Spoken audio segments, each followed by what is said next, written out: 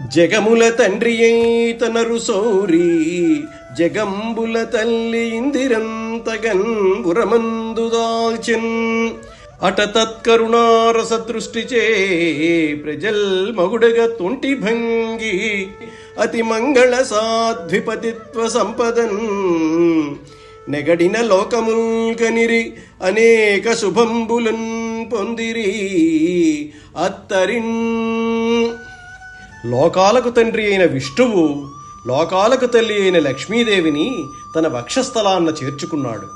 అప్పుడు కనికరం కురిసే లక్ష్మీదేవి చూపుల వల్ల ప్రజలు ఎన్నో శుభాలు పొందినారు.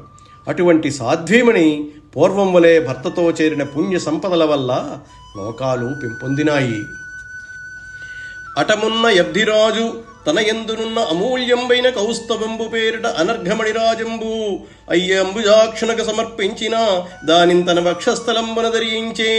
అప్పుడయ్యాదిలక్ష్మయు శ్రీవత్స కౌస్తుభ వైజయంతి వనమాలిక తారహారాధ్యలంకృతంబైన పుండరీకాక్షు వక్షస్థలంబున వసించే.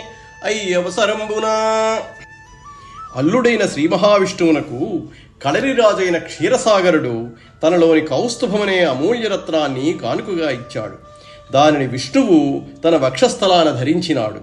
అప్పుడు శ్రీవత్సము, కౌస్తుభము, వైజయంతిమాలిక, ముత్యాలహారము మొదలైన వాటితో కూడిన సొగసైన విష్ణువు ఎదపై లక్ష్మీదేవి నివసించింది.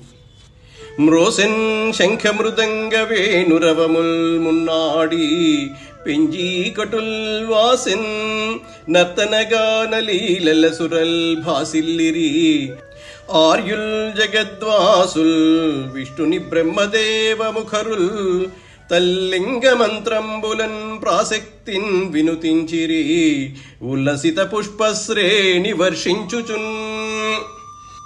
ఆ సమయంలో మునుముందుగా శంఖాలు, మద్దెలలు, పిల్లనిగ్రోవులు మోగాయి.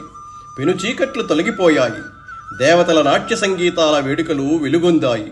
లోకంలోని పూజ్యులు, బ్రహ్మాది దేవతలు సంతోషించి పూలజల్లు కురిపించారు. విష్ణునామాంకితాలైన మంత్రాలతో స్తోత్రం చేశారు.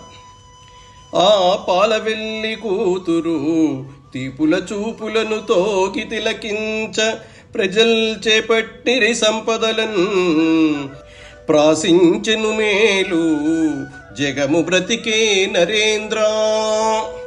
ఓ రాజా, లక్ష్మీదేవి చల్లని చూపులతో తియ్యగా చూచింది. ప్రజలకు వైభవము, శుభము సమకూరినాయి. లోకము సుఖించింది. జగత్తుకు కొత్త ప్రాణం వచ్చింది. పాలేటి రాచకన్నియ మేలారెడు చూపులేక మిడుమిడు కంచున్ జాలిన్ పురం పురబొక్కుచూ తూలిరి రక్కసులు కీడుతో చెన్ అధిపా. ఓ రాజా, లక్ష్మీదేవి శుభకరమైన చూపులు కరువై రాక్షసులు పరితపించారు. వారికి కీడు అనిపించింది. విచారంతో తహతహలాడారు.